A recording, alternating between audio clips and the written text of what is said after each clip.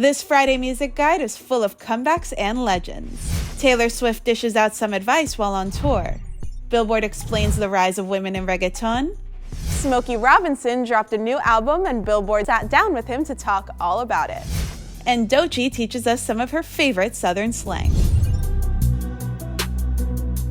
Hey guys, welcome back to Billboard News. I'm Rania Aniftos, and it's Friday, April 28th. That means we've got a brand new Friday music guide, and we're starting it off with the return of Kesha. You said don't ever eat the acid if you don't want to be changed like it changed me. Kesha kicks off her new era with the hypnotic Eat the Acid, but she didn't stop there. She also released Fine Line off her new album Gag Order, out May 19th. Fine line between surviving and living in God. Some things never should be forgiven. We'll have more of your Friday music guide throughout the show, but let's get to our top story.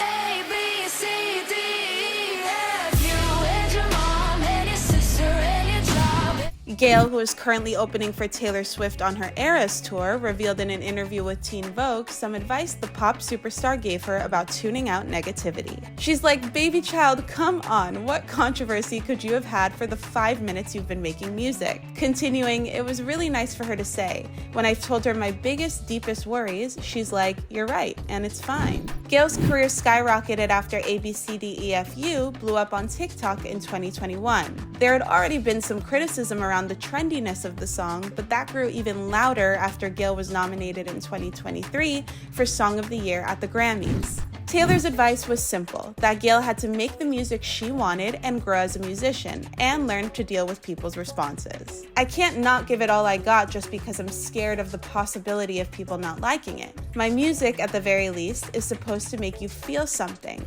If it's hatred, you're still feeling something. I'm still winning, a little bit, and I'll take it." Now let's talk some K-pop. 17 dropped their 10th mini-album FML with an epic music video for Super.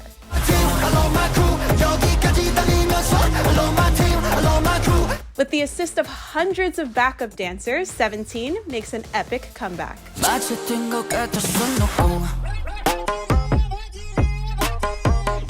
Now let's head back to the desert, where Doechii took time out of her busy Coachella schedule to teach us some slang. Hey guys, it's Doechii, and I'm from Tampa, Florida. So the first word that you'll hear any Floridian saying is probably jit, and it's just referring to like a child or like a friend. You'll just be like, "What's up, jit?" Then another one that we'll say, like if somebody is like being like really lame, we'll be like, "That's green as fuck, like that's not cool." Okay, this is a Tampa thing. We used to say "Deca like a stecker." That mean like I'm really about that life. I'm that bitch, I'm that girl, like, Deca like a stecker. Period. Jack Harlow surprised everyone this week when he announced his third album was on the way, and now Jackman is here. Ambitious, 19-year-old. I just signed a deal, now my next Sub-Zero. Mustache coming in, I really want a beard done. Powerful woman after powerful woman. We've got more powerful women in reggaeton than ever before. But how did we get here? Here's Billboard Explained. Reggaeton has been around for decades, with the sound originating in Panama and evolving in Puerto Rico. The genre blends reggae music with Latin American dancehall music and hip-hop influences. Throughout the 1990s and early 2000s, male artists such as Tego Calderón, Don Omar, and Wisin y Yandel became popular in the genre, while Daddy Yankee and his 2004 hit Gasolina broke ground in the United States, hitting mainstream status. Daddy Yankee really is the person who put it on the global map. Reggaeton is considered a male-dominated space since it started as a genre mostly made up of successful male artists. Female reggaeton artists in the 2000s were few and far between, and it was the men seeing success on the charts. When I've interviewed artists such as Karol G and Nati Natasha in the past, one thing that they've had in common is there was always someone telling them women don't sell, that women are never gonna make it big in reggaeton, that women can't be rappers, that they can't sing reggaeton. But it wasn't long before one woman was able to break down the barriers in the genre and open doors for those to come. The queen of reggaeton, Ivy Queen.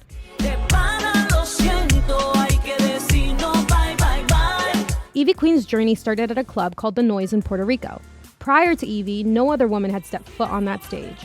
She joined her first rap battle at the club and won after her very first round. Her debut, Muchos Quieren Tumbarme, stemmed from her performance at The Noise, and she soon became the first lady of reggaeton. I found myself constantly battling to earn my spot, to earn my own lane, and to find my own identity between the guys. Another new album to check out if you haven't heard it is Bebe Rexha's Fleetwood Mac-inspired album, Bebe. I'm still the same old me. In addition to the high-energy tracks like Heart Wants What It Wants and Satellite with Snoop Dogg, Bebe teams up with the legend Dolly Parton for Seasons. I lie awake inside a dream and I run. Speaking of new music, Smokey Robinson dropped a new album and Billboard's Gayle Mitchell sat down with him to talk all about it. I think this is true with most recording artists. You know, I've been working on this for about 5-6 years. Okay. Just compiling the songs that I thought would fit gasms. Yes. It finally got it together, and Okay. here it is. So I saw an interview that, during Grammy Week where you were talking a little bit about the album, but the title, and you say people's minds go straight to one word when they hear gasm. So. Yeah, well, I think that that's the first word. Orgasm is the first gasm that people think about, you know. That's probably the most important one anyway. But yeah, I thought it would cause controversy. Okay. And people would say, oh, what is he talking about, you know. And it did. And it did, it has, okay. So yeah, but I tell people, they say, well, what is it about? I want you to listen, and you tell me what it's about. First time I heard one of my songs sampled. Keep your circle tight. Trust no. And people said to me, aren't you upset that sampling your? No, please. Sample all of mine. Put every song I ever wrote, to sample all of them, please. Because see, first of all, as a songwriter, that's one of the most flattering things I think that can happen to you.